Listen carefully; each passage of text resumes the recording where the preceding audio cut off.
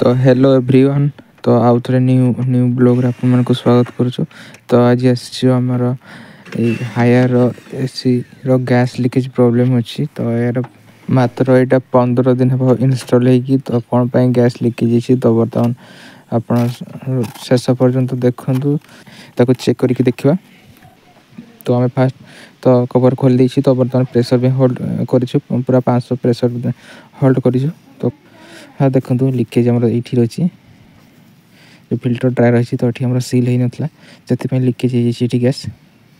तो जेहेतु कंपानी आसाला कि कंपानी सील कला टाइम देखो ठीक से सील हो नाला। तो लिकेज ये से गैस सब बाहरी जाइए।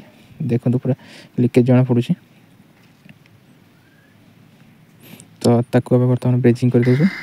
तो ब्रेजिंग कर सारा बढ़िया से आउे ब्रेजिंग कर सारा बढ़िया तक आउे प्रेशर आउे होल्ड करके देखो।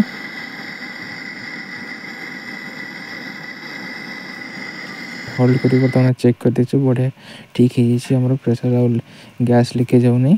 तो बर्तमान वैक्यूम चलती देखो। तो वैक्यूम पाखापाखि हो गला 30-40 मिनट पाखापाखि चलला वैक्यूम। तो बर्तमान गैस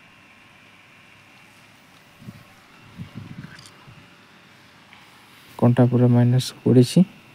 तो बर्तमान देखो गैस चार्जिंग बर्तमान चलती काम कंप्लीट हो गला।